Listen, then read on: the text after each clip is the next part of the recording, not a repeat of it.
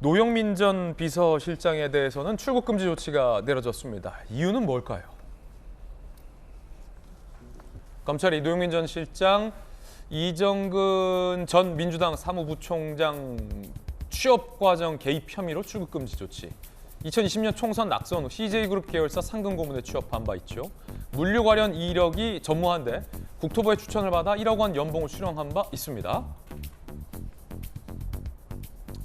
검찰 수사 때 확보된 문자에는 실장님 찬스뿐, 민주당 지역위원장과의 겸직 의혹에 겸직 가능하다라는 이런 메시지들도 검찰이 확보한 것으로 전해집니다.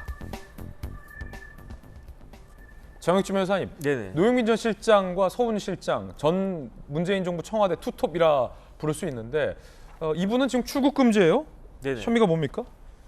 일단은 이제 출국 금지는요, 어떤 때 그 발해지냐면은 범죄 수사의 필요성이 있을 때, 다시 말해서 노 전 실장에 대해서 그 검찰이나 경찰이 범죄 수사를 할 필요성이 있는 그런 대상이다, 이렇게 이야기를 갖다 하는 거고요.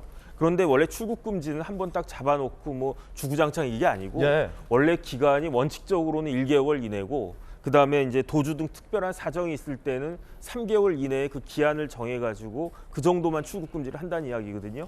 그런데 마찬가지로 노영민 전 실장 하면은 지난 정권의 거의 최고 그 핵심 가장 그 중요한 포스트에 있었던 분 아닙니까? 이제 이런 분에 대해서 출국 금지를 했다라고 하는 것은 이제 수사가 급박하게 진행이 될 거다라고 하는 예고편이다라고 생각이 되고요. 조만간 이제 노 전 실장도 소환되지 않을까 그런 생각이 듭니다. 그렇군요. 전재수 의원님, 제가 이제 좀 민주당 인사들에게 몇 번 취재를 해봤는데 이런 반응이 있더라고요.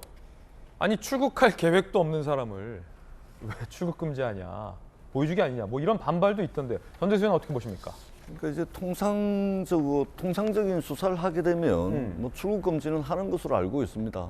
근데 이제 노영민 전 대통령 비서실장 같은 경우는 뭐 이게 범죄 혐의를 받고 있다 그래서 또는 수사를 앞두고 있다 그래서 뭐 해외로 도망을 가겠습니까?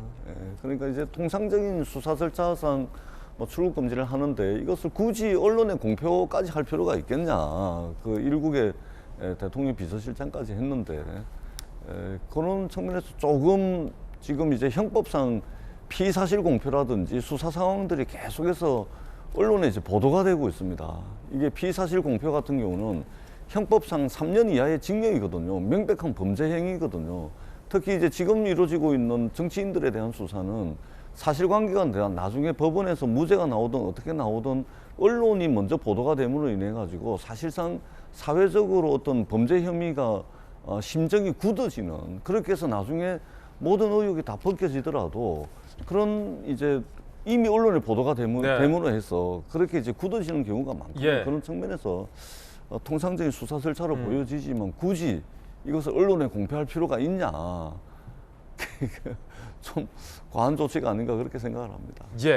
자, 전재수 의원님의 의견도 들어봤습니다.